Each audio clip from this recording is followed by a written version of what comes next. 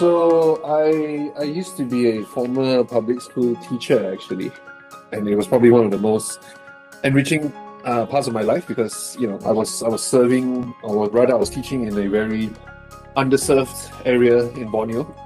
So that really taught me to see a very different side of the world that I wasn't very used to. So I started off my career as a public school teacher, and it was there that I discovered the joy of like working with younger people like yourselves and helping them discover their talents, discovering their passions, and helping them apply it into their long-term interests, right? And I think it was there that I felt that I always want to make the world a better place. So I started with that, and then ended up in Google a few years later. But yeah, it was there where I realized that helping make people's lives better is something that I've always wanted to do.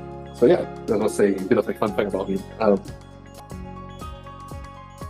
My role at Google is working within the public sector realm, right? So that involves working with a lot of government ministries, in particular the ministries or boards of education, right? And a lot of what we do is really making sure that Google's tools, whether it is AI focused or productivity focused, reaches the hands of students, educators, and of course like admins and decision makers as well. So we want to make education transformative and meaningful for all of you in school, especially with technology. So much potential to really raise your game up and raise your skills up if it's done right. So I think that's probably what I do, working with education institutions to ensure that technology is used in a really, really meaningful way to bring out the best in people. Yeah.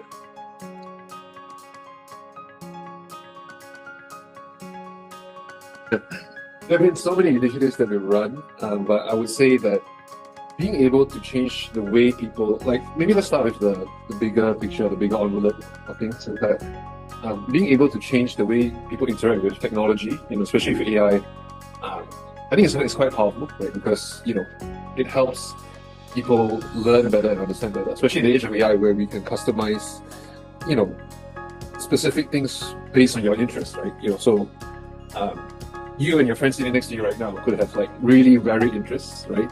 And varied ways of learning. Some people learn better by just reading text. Some people learn better by, getting their hands dirty, right? So I think being able to use technology to sort of shape that from a very high level perspective is super important. Going deeper into specific initiatives that we did, I would say that, maybe not too long ago, it's probably quite a distant memory now, was during COVID, right? I think that was when a lot of schools around the world started to close down, right? And I think Singapore is in a very interesting place because, Singapore is a very fortunate country because there's a lot of resiliency when it comes to schools there, right? When COVID came, schools were able to quickly sort of deploy technology and get set up so that students and teachers could still learn and teach. Right? But for a lot of other countries outside of Singapore, like for example the Philippines, Indonesia, where you have very sporadic islands spread across, connectivity isn't great. Not all students have access to internet or devices. I think that was a very meaningful period of time where we were entrusted to work with governments and ministries of education to ensure that we can quickly deploy technology fast and in a very big way, right? Singapore is small and of course everything is very well executed there. But if you think about bigger problems like the bigger challenges of working in places like Indonesia or the Philippines, then this is how technology can really scale to at least try to bridge the gap and reach out to as many young people to ensure that their lives are interrupted. So yeah, we did a lot of meaningful work during the COVID era, and I'm quite pleased to say that a lot of that transformative work still continues today because we are very lucky to be in Singapore, and I would say that not as many people in other countries are as fortunate as we are to be able to enjoy the luxuries that we have. So yeah, technology is a great thing. So yeah, those are some of the meaningful initiatives. Yeah.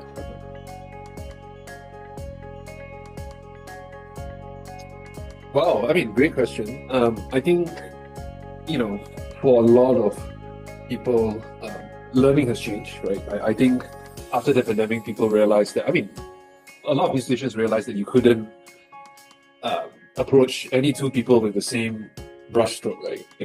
And I think during the pandemic, we realized that, it's actually really challenging to just deliver one single topic in one way. It doesn't work. I think it's where people realize that, adults like me and Tina, and even students like yourselves, we all perceive the world differently, and how we learn from our mistakes, how we learn through challenges, and how we learn through the pandemic is very, very individualized, right? So more often than not, I think it taught us that personalized learning and growing is the way to go, because individuals all grow up with different backgrounds. No doubt all of you go to the same school, but the way you were brought up at home, or the way you live at home, and the way you sort of carry those values into school, to university, into work, everybody experiences life very differently, right? So I think we've always got to ask ourselves, like, what's the most important thing for me? And I think the challenge for educators and for your future lecturers in university is making sure that whatever content they deliver to you is delivered in a personalized way, but also in a way that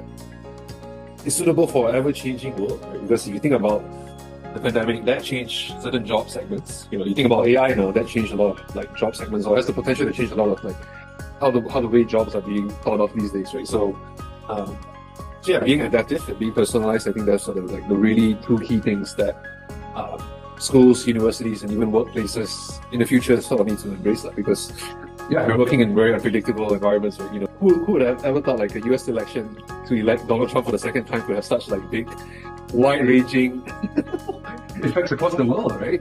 So things are very unpredictable, and you've got to be very good at adapting to things. So yeah, I would say that personalization and adaptivity is just super core these days. Yeah.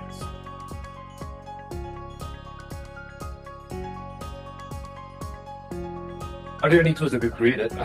So I think it's important to call out here that I think Google for the longest time has been an early pioneer of AI with our research labs, developing since the early 2000s, right? I think we've had since then tackled a lot of really interesting problems, in the sense that we're using AI to solve for some of humanity's biggest challenges, right? So maybe what I'll share about is a bit of brief history of Google, and then I'll dive into the education bit a bit more. But if you look into the history of Google, development of AI, it started off with our research labs called DeepMind, and they were responsible for developing something known as AlphaFold. So AlphaFold is one of the many great things that we came up with that was able to predict protein structures, right? So being able to predict protein structures on a large scale and how proteins develop, enables us to see things about how, for example, diseases could be prevented, how genetics sort of evolve over time. And I think those are crucial for solving things like potentially cancer, understanding how diseases spread, how humans adapt to those things. So I think this was one of our very early breakthroughs that has earned two very senior researchers in Google the Nobel Prize for Chemistry last year, right? So yeah, I think Google has long been in the AI field, and now a lot of the emerging competitors, I'm sure you know most of them, like OpenAI, ChatGPT, you've got Claude. A lot of them have been built using foundational Google technology. So yeah, I think AI is going to be very interesting, because it gives you and me intelligence, or added intelligence. But that also doesn't mean we should be thinking of it as something I can just easily fall back onto.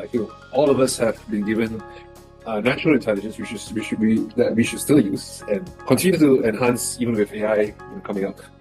So with regards to education, these are a couple of things you should check out.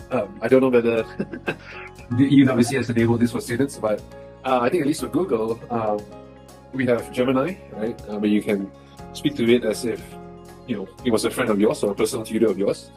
And you can talk to it about almost any topic under the sun, and you could have a very meaningful conversation with it, right? And it's built in a way that it helps you learn really well, right? It's not just as simple as, okay, you ask it a question, it gives you the answer, and then you just copy and paste the answer into your assignment. It doesn't work that way. But we've designed Gemini to be very learning focused, in the sense that it promotes your conversation, it asks you follow-up questions, and it also prompts you to think for yourself as well. So I think the model behind it, which is called Learn LM, is really driving the way we interact with AI. And I think that's quite unique to Google versus other AI providers out there. I think the second thing you should check out is, in addition to Gemini.google.com, the second thing you should check out is Notebook LM. I'm not sure if any of you have seen it, but if you had, for example, a bunch of reading assignments from your teacher, that were like, 50 pages long each.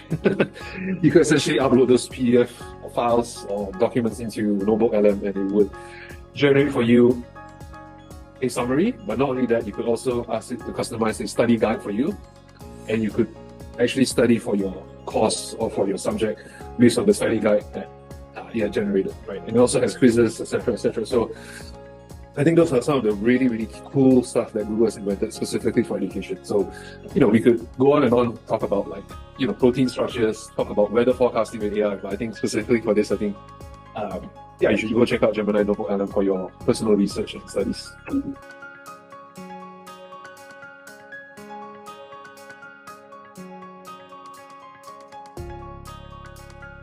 My advice is, I think it's very similar to the way when scientific calculators were first introduced to schools, and like, back then there was like no computers in schools. There was just like any idea of a machine in school existing was just been like, oh no, it was like a big sin kind of, right? So when scientific calculators were first introduced, like, I think there was a lot of debate as well about, were scientific calculators going to do all these calculations for the students, right? And I think after a while, people started to realize that, in order for you to use a scientific calculator well, you need to be able to know what the buttons meant and what functions it meant. Obviously, AI is a lot more easy to use, but I think with a scientific calculator, people went on an adoption curve in the sense that there was always going to be a group of people who advocated for it, people who were a bit more resistant to new technology, right? So I think over time, people find a way to adapt to technology, right? So with AI, unfortunately, any single word you put into the AI will prompt a response. So even someone who may not be as curious as maybe the two of you could just put in something and seem really, really smart, right? So I would say that you have to be naturally curious, right? And I think people who are naturally curious would not fully 100% believe what the AI says, because there's got to be more to that in this world than a pre-generated text, right? So I think the most interesting cases that I've heard of, especially in university, right, because that's where they really get into more depth into certain topics and subject matter, is the students' ability to sort of like critically analyze whatever the AI provided. So they would ask follow-up questions, they would ask more in-depth questions, and these were questions that likely came up from them. Obviously the AI can prompt certain things, but I think if you have that natural curiosity, I think AI just helps you dive deeper and deeper into the topic as much as possible. Like back then, like, if you were a curious student, you would be at the library. I mean, people still go to the library, I think it's great.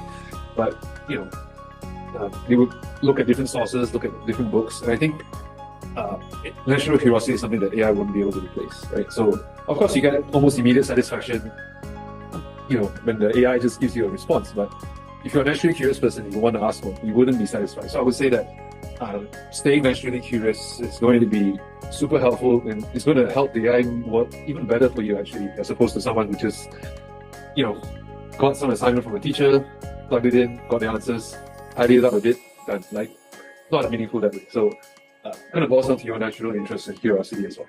Yeah. Like, how satisfied are you with life, right? Like, people always want more. So I think if you're ambitious enough, then you will always want something more.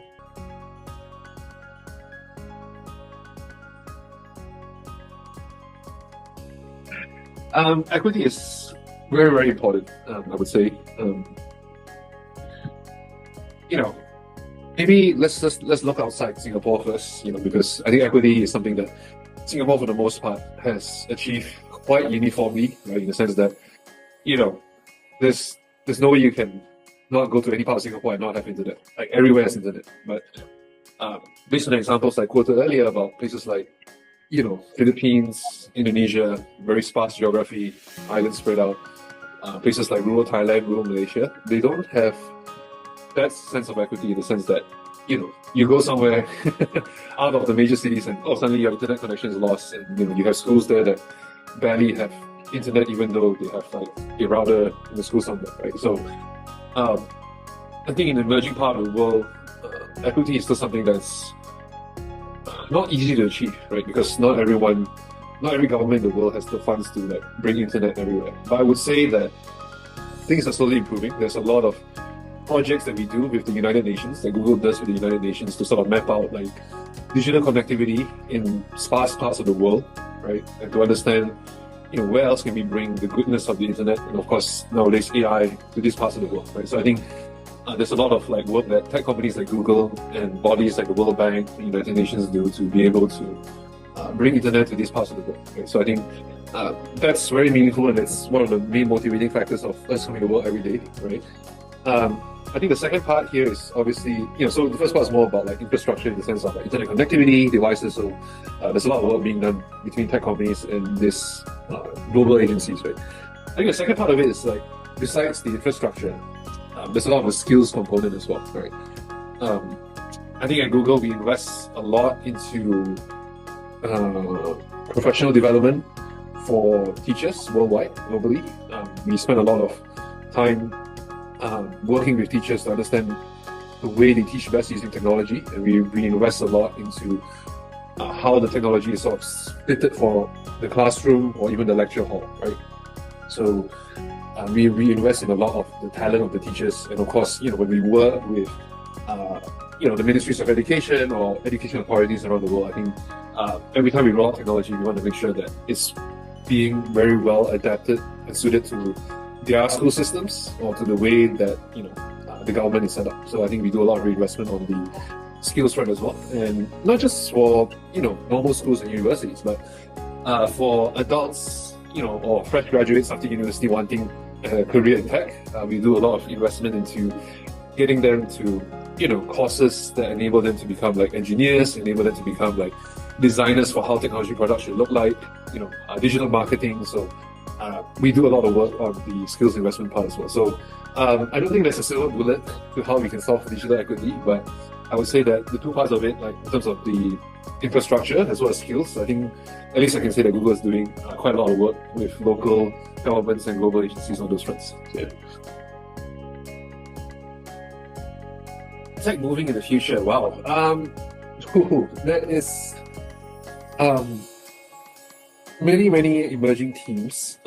One I would say is definitely along the lines of personalization, which I keep talking about earlier. I think everyone in the future is going to have a version of an agent or an assistant in the form of AI that they would be comfortable, working with, right?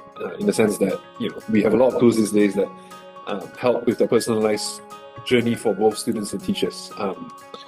Clear example of this is what's happening in UWC. I think UWC is very lucky in the sense that they are on the front of the adoption curve, right? And they are obviously experimenting and looking at about how AI can, number one, help teachers, plan better lessons for students like yourselves, manage their workloads, because teachers don't just spend their time in the classrooms. They obviously have to talk to your parents about how you're doing in school, and they want to be able to give you like very tailored feedback based on not just your subject scores, but how are you as a person, and what are your strengths or weaknesses, for example, and what sort of like future degrees that you should consider applying for based on your observed strengths and skills, right? So I think AI is going to make the teacher's work a lot more meaningful. I mean, it's already meaningful, but a lot more in-depth, and for students like yourself, uncover your talents and actual passions a lot earlier, I feel. It's going to be able to give you experiences that you never thought were possible, in the sense that, they give you a very good base to build on. And I think using that base, you now have a plan to sort of work how your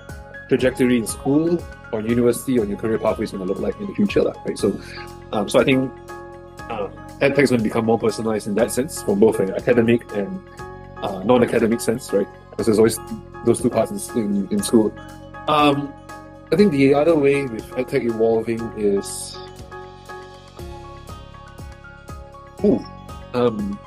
I think it's going to be hard to access students in the future, right? Because nowadays students, when they're doing their assignments, a lot of them are going to be like, sort of working with an AI bot and sort of submitting assignments in a very polished manner, which sometimes their teachers and lecturers will wonder like, okay, how much of this was being assisted by AI? Or did they build enough upon, the initial input from the AI, right? So I think assessments are always going to be interesting because, how do you assess someone's capability in a world with AI, right? So I'm not just talking about school and university, I'm just also talking about jobs, right? So I would say the assessment piece is going to be an ongoing one because, eventually schools, universities, and also workplaces will need different ways of assessing individuals, in the age of AI, right? And I think, it's a lot of it's going to do with, number one, your knowledge of the subject matter, which I think AI is going to really help with. And number two, is number one is your knowledge, and number two is something that's always going to stay relevant, is your personality, right? Your ability to work with people, your ability to be a dependable teammate, your ability to have a bias for action, to be an independent worker, to be a leader. I think those things AI can help with, in the sense that, okay, maybe it can give you tips, etc. But the only way to do it is to have a lived experience yourself, right? Working with people, having a sense of failure and trying again. I think those are the things that AI can't help you with. But, we have to be ready to assess these things, in school, in work, and in general in life. Right? I mean, maybe this could be useful for you, each of you, as you think about your future career paths. But I'd say that, I'm going to be one of the first ones to admit that I didn't really know what I was going to do going to university, and even after that as well, because, I think for a lot of people, finding their interest and passion and what is meaningful to them is, sometimes not as easy as you think it would be. And I think, how I eventually discovered what I really wanted to do was, by talking to lots of people, getting involved in lots of things, right? And, I would say that university degree is, or your year-end results doesn't ultimately determine your final path in life. No doubt they're important. I think no doubt, exam results or university results sort of, get your foot into the door. But a lot of that, after you get to your foot into the front door, is really depends on your curiosity, depends on your personality, your ability to articulate yourself well. So I think those are the more crucial things that would help you find, both work and study that will be meaningful to you as you shape your career. So that really was one of my biggest learnings, and trust me, I never sort of knew what I was doing in school or uni. I mean, I knew I was a good student, but truly finding what is meaningful to you will take time, and you have to go through that process. So maybe a bit about that sort of helps. So yeah.